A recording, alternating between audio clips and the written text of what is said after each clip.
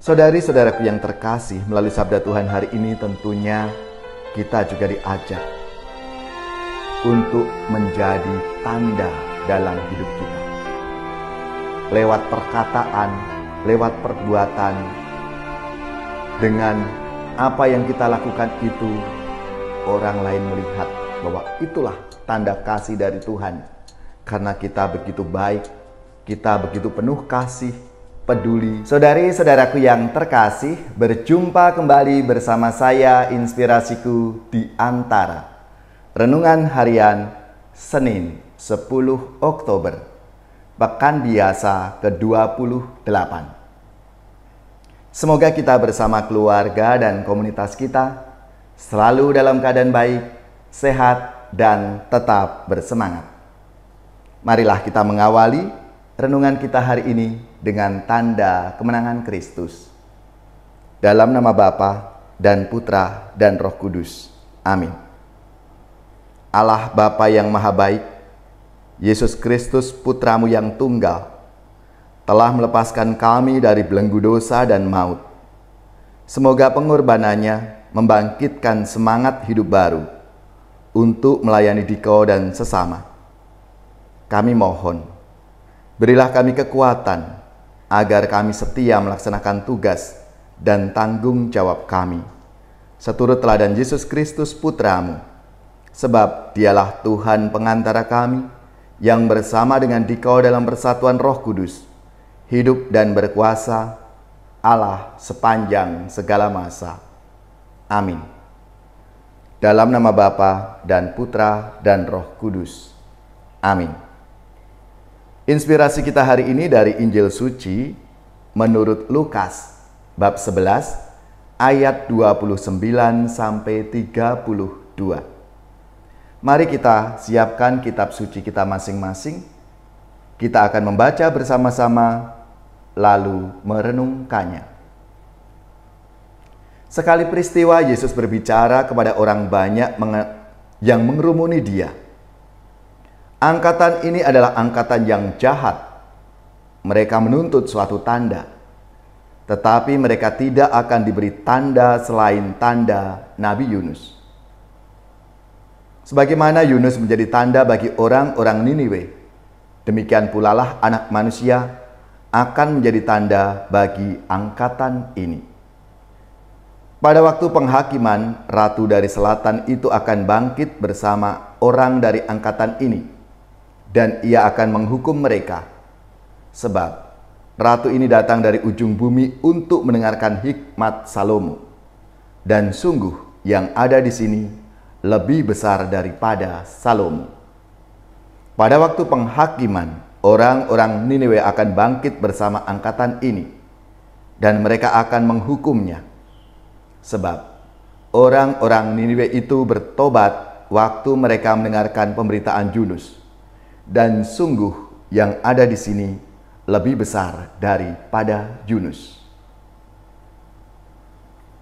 Demikianlah sabda Tuhan. Terpujilah Kristus.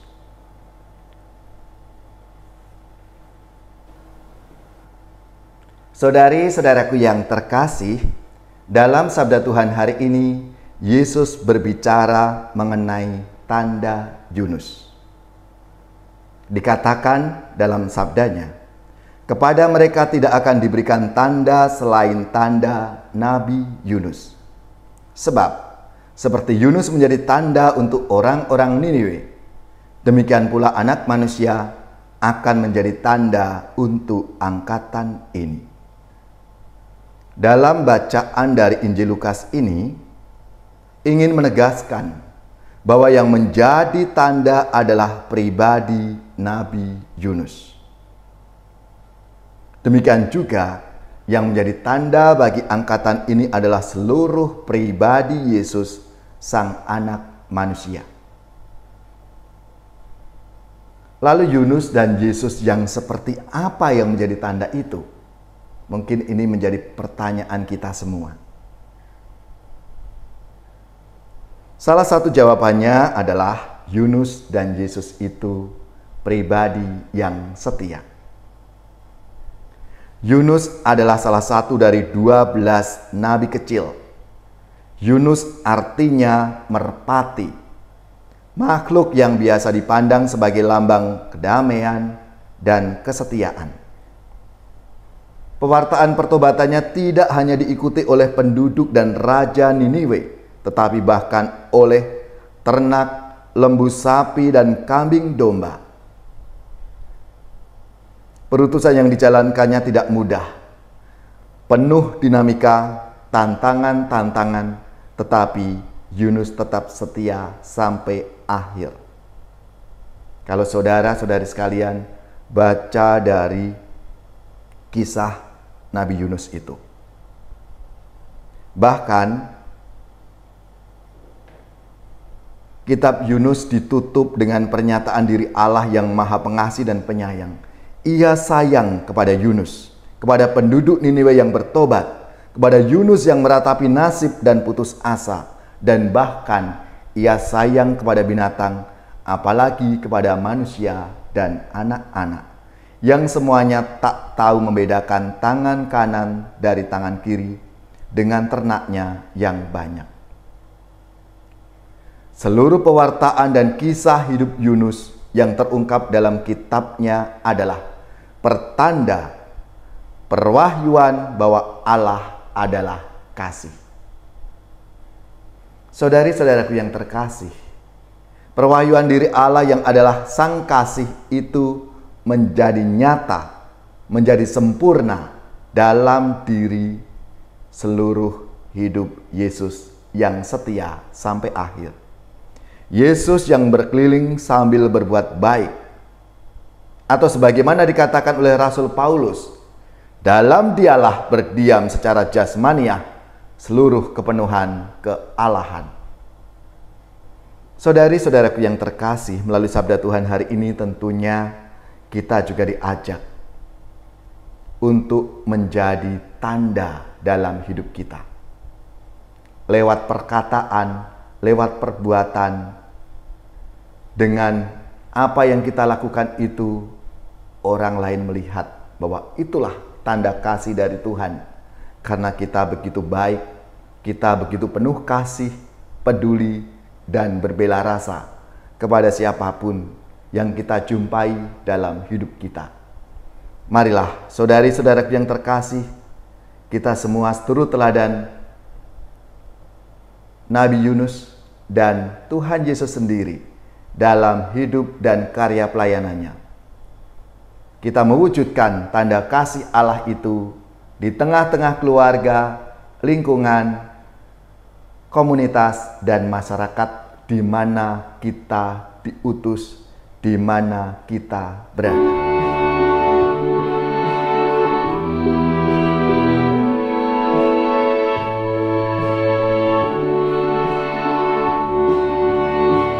Hanya Dikau Tuhan Allahku dan harapan hidupku. Ya Tuhanku, tolong diriku memusatkan budi padamu, ku dalami citra-Mu Tuhan, namun tawar daya ingatan. Hanya Dikau Tuhan Allahku dan harapan hidupku. Ya Tuhanku, kelam diriku memimpi cahaya sinar-Mu, walau kini hatiku sepi, ku percaya Dikau di hati. Hanya Dikau Tuhan Allahku dan harapan hidupku. Ya Tuhanku, gentar hatiku menghadapi goncangan kalbu, dalam dikau tumbuh harapan, ketenangan dan kedamaian. Hanya dikau Tuhan Allahku dan harapan hidupku. Ya Tuhanku, sesat jalanku, tunjukkanlah arah padaku. Sering daku tumbang di asa, bangkitkanlah niat dan rasa.